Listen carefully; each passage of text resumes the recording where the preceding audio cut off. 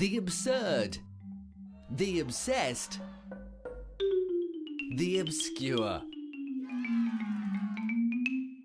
Follow us if you dare as we open the files at My Weird Space. Find out how we solve the problem to a stinky issue. Tuned in to an icy orchestra and got over a fear of heights in a shopping mall. For those of you that enjoy vandalism, your dream has come true and you can now win a prize for it. With Mexico City's famed Aztec Stadium becoming the home of hundreds of graffiti artists covering the walls surrounding the stadium, gates and ticket offices. The Aztec Stadium, which has previously hosted some of the world's most famous events, including the Olympic Games and the FIFA World Cup, is now the host to graffiti artists from all over the world. The sponsor has even donated 1,200 litres of paint and 9,000 cans of spray paint. And there's only 2 rules for the event. You must paint something associated with football or its memorable characters and try your hardest not to go out of the lines.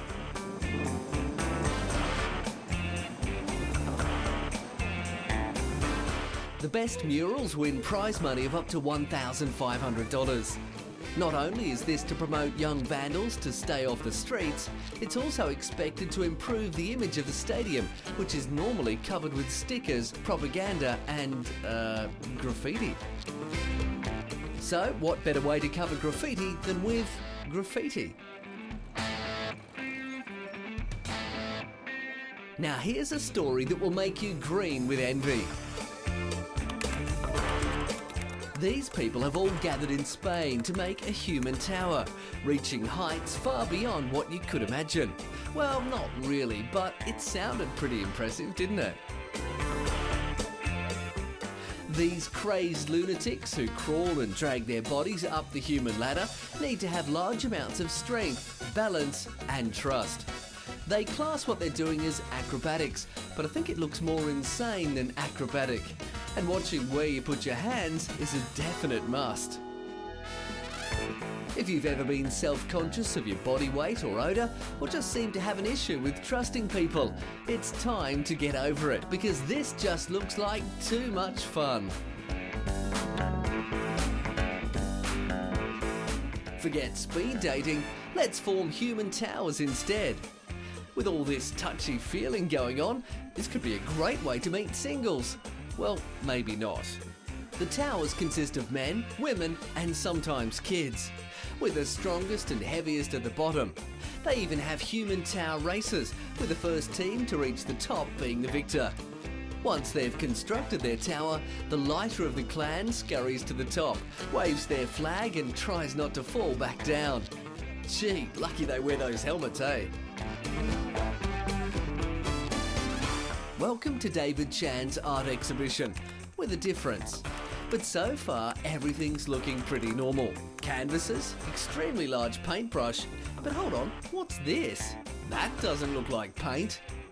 No, David prefers to use soy sauce. He'll even go as far as using tomato sauce and mango juice for his artwork. He got the idea when a friend served him a plate of fried rice. The colours and the aromas inspired him. I suppose it would come in handy though if you're feeling a bit peckish. You could just duck out, grab some dim sims and when asked if you'd like soy sauce, you could reply with, "No thanks, I've got some paintings at home." You'd most likely get a confused look from anyone that's around, but at least you'd know what it meant. And sometimes that's all that matters. But David takes his artwork seriously and is in the process of creating a piece to represent the Chinese Year of the Rat. But I smell a rat, or is that more soy sauce? Because this looks more like a stick figure gone wrong. This type of artwork could be called saucy graffiti. It combines sauce and calligraphy. Pretty clever, huh? Now, I know I can't speak Chinese, but this doesn't look anything like a rat.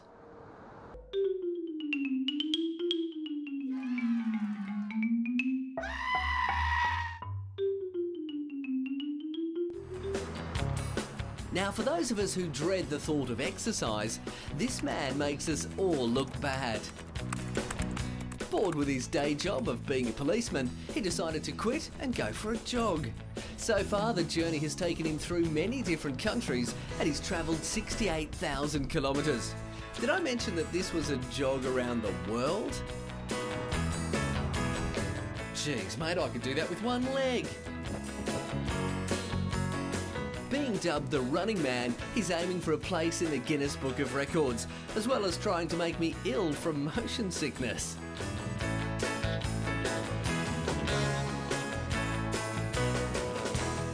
Now these guys have the right idea. This is pretty impressive, but I wonder if he could beat me at the longest time sitting on a couch. Yeah, no one's beaten me at that yet. Maybe I really should try to get fit and go for a run every night. But this is ridiculous, and I must say, making me very tired just watching. You might want to watch out for that car, buddy.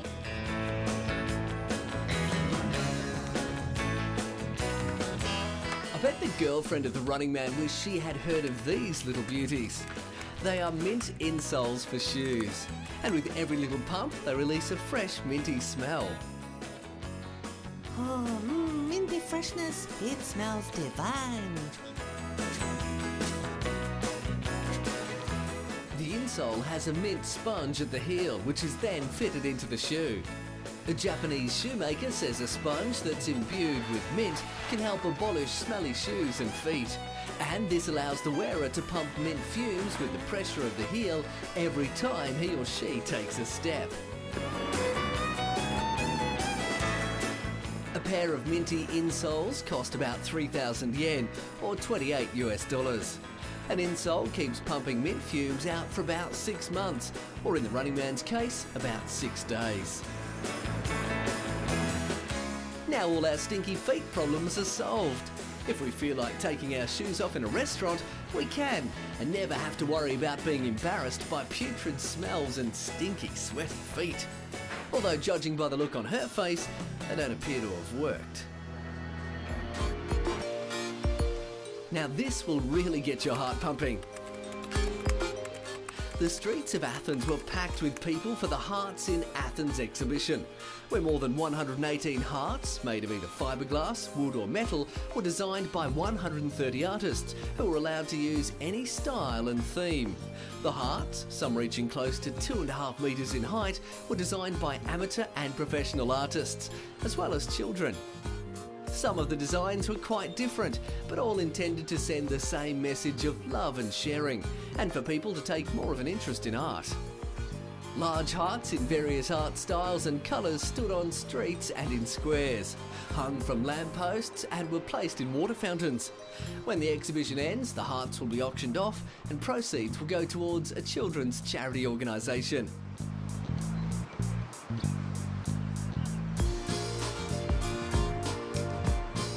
A heart-shaped cow? Ah, so that's where the Heart Smart meat comes from. Or are you yanking my chain? This is certainly one big-hearted town. You may be wondering why these buff, fit and masculine men are in their underwear and running into freezing cold water in the middle of the night. It's because for some strange reason, they, like many other people, believe jumping into freezing cold water is good for their health. I don't think so though, especially when the temperature can be known to plummet to only a few degrees. And you'd think that with all these people walking around in thermal jackets and beanies, that they would tell this man that subjecting himself to below freezing temperatures by bobbing in a barrel of cold water that once would be enough. But oh no, he goes back for another 2 goes. Warm up, kids, you're next. All this excitement becomes too much for some people, as it seems to have sent this lady into a spin.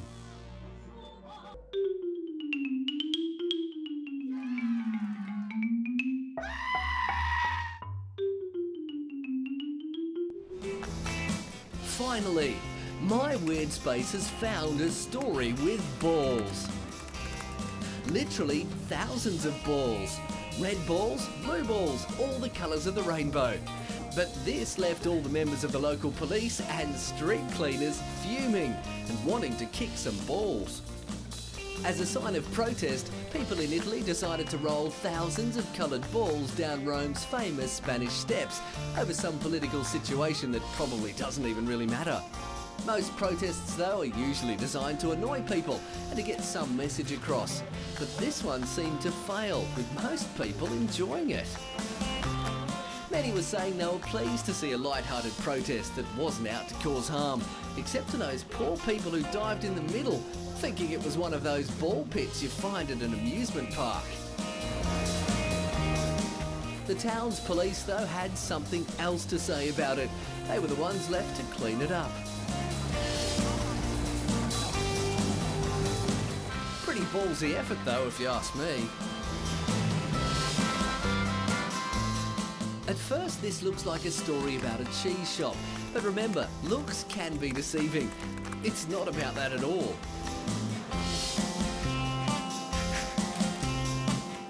No one ever really looks forward to election time, but in Taiwan, everyone looks forward to what happens once it's all over. And no, it's not because they might have a new parliamentary leader or because some new laws come in saying the price of accommodation is going to rapidly drop.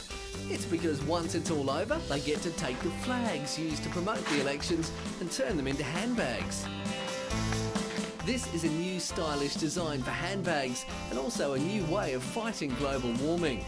170,000 flags, which were used as publicity tools during parliamentary elections, will be recycled into 85,000 handbags. They'll be distributed at government-sponsored events as souvenirs to promote environmental awareness. That's great, guys, but I'd really rather a spoon for my souvenir collection. I'm here at the Ice Festival in Norway. Please excuse me while I tune my instruments. It can be quite difficult tuning these things by ear, especially when my head is wrapped in beanies and scarves. Tuning an instrument can take a lot of patience and skill and can be quite frustrating at times. It's quite hard cutting this ice up too when I can't feel my hands, but it's almost time to get on stage and show them what we're made of. Just a few more adjustments and then we're right. Oh yeah, break it down now. I'm here at the festival, bringing you all my favourite tunes. But man, I really want to be bathing on warm sand dunes. I can't feel my head, I think it's gone numb. What do you think of my cowboy hat? Does it make me look dumb? We love you, Norway! That was for all our groupies out there.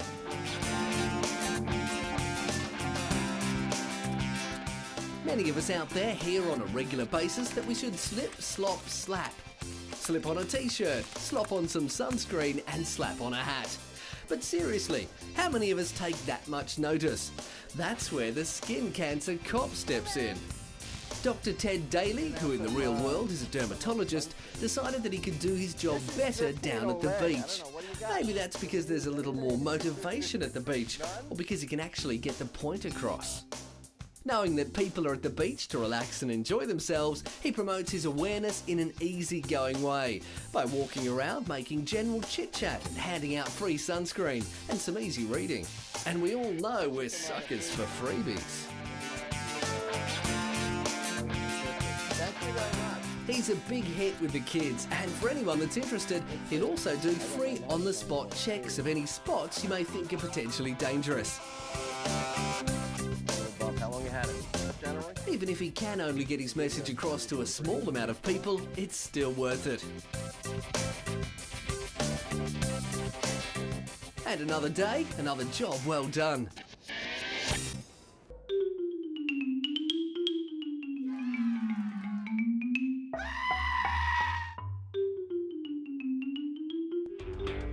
Some towns are known for their sporting clubs. Others take pride in their food. But in the Thailand province of Phetchaburi, they are known for their condos. The condo business is booming, but there's one small thing I haven't mentioned yet. These condos are not for people. Nope, they're for birds. Birds known as swiftlets that produce a nest that is considered a delicacy and can cost up to $2,000 per kilogram. These doorless multi-storey buildings, which cost almost $100,000 to build, provide homes for thousands of swiftlets, whose saliva is the basic ingredient of bird's nest soup, with soup lovers paying as much as $20 per bowl. Is anyone else's mouth watering yet? Unbelievably though, there are actually about 100 of these buildings, with owners playing CD recordings of bird songs and smearing the walls with droppings to make it seem a bit more homely for their feathered friends and to make them feel as free as a bird. For anyone that was scared of the old Alfred Hitchcock movie The Birds, I recommend not visiting these places. What better way to celebrate the Year of the Rat than with a mouse race? And they're off with an awfully slow start. Mighty Mouse in lane 2 has a good start ahead of the rest, being about 2 body lengths in front. He has a bit of trouble getting over that first hurdle, but clears it without too many dramas. His trainer looks a bit disappointed by that attempt and tries to ignore it by focusing on something else. But Mighty Mouse manages to win the race miles ahead of most. Race number 2 seems to have a few ups and downs, with some of the mice getting awfully confused with this complicated track. Where are you heading, mate? You're going the wrong way. Nope, I'm not going up that way. Have you seen what's up there? No way, I'm not going. The competition is highly popular amongst the hundreds of spectators that attend. Most of them were children cheering on their favourite racing rodent and are offered mice-themed gifts by the zoo if their best mouse wins. Free hugs all round. Known as Amma or Amachi for Darling Mother, she's probably the most hugged person in the world. Wanting to spread her message of love, Amma travels the world giving out free hugs, and by doing this has attracted thousands of followers. During her visit to the United States, she would hug as many as 4,000 people per day, but this is nothing compared to her hugging events in India. Her followers come in the tens of thousands, and on her longest and busiest days, she's been known to hug as many as 20,000 people. You would really need to be a big people person if you're willing to hug that many people in a day. Although she gives free hugs, any purchases made while at her events go straight to charities, which help out hospitals and shelters for underprivileged women. Only getting a few hours sleep at night, where does she find the energy to hug all those people?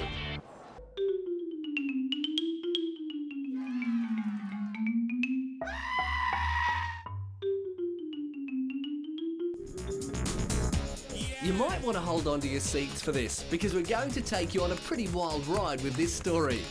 Welcome to the Chess Championships. But this isn't just any chess championship. This is the test between man and computer, and this competitor is out to beat his opponent, Deep Fritz.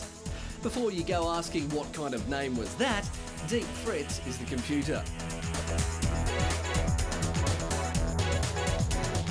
This particular competitor takes it very seriously.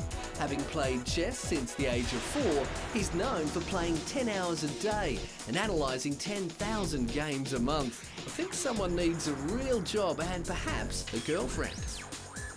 These people state that they need to exercise because the computer is more powerful than ever and will be able to analyse over 4 million moves a second.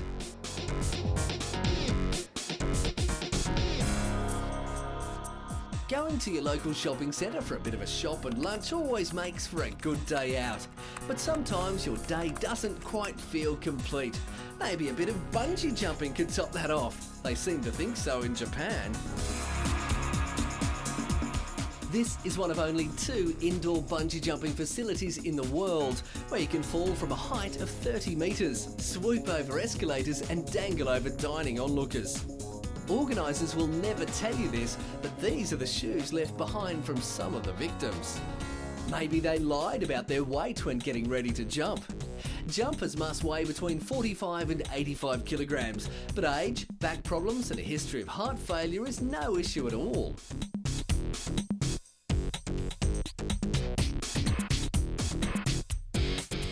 Oh no, I don't want to go. I'm not doing it. Look, mate, loosen up and look down there. It's not that far to fall. Aim for that good-looking bird down there. Yeah, that one. People who go through with the jump receive a complimentary photograph and a certificate saying they've completed their bungee experience. And for some of those more nervous folk, a clean pair of underwear. Now personally, I quite enjoy going fishing. It's relaxing, but the idea of ice fishing, well, that really doesn't tickle my fancy. And for those of you who don't think much of fishing at all, you really won't like this. Is it just me or do their fishing rods look like egg flips with a bit of line on them? No, hang on, sorry, my mistake, they're fly swats. They seem to work though, how annoying.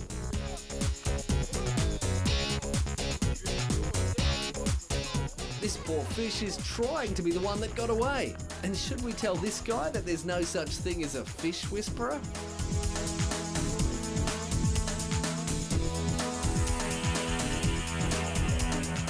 If you're not very good at catching fish with a fishing line, like most of these people, try wading around in the freezing pool and catching them with your bare hands, and then placing them down your top or wrapping them in your t-shirt.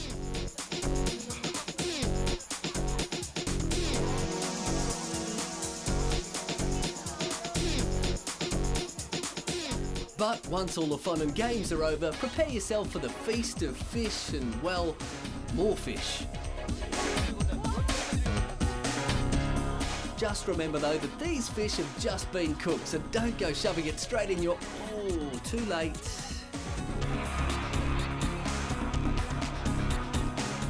Just when you thought we're in the age of the internet and things were only getting more advanced, the people of Japan are trying to bring back letter writing. No emails, the proper good old-fashioned using ink on paper, like we used to in the good old days. But to keep us from freaking out and wondering why we're taking a step back, these people have decided to make stamps that feature us. If you feel like personalising your mail, what better way than with a stamp that has your photo on it? And it'll be great at Christmas to stick the stamp on an envelope. Don't even worry about the card because they'll know who it's from. Think of the money you'll save on all those cards. Actually, it might not save you that much at all. A sheet of 10 stamps will cost you around $9, and who could be bothered lining up in those queues? It does seem to be all the rage over here though, with many families lining up saying, geez, I guess it's a cheaper way of getting a family portrait. Well, I'm off to get my photo taken. See you next time on My Weird Space.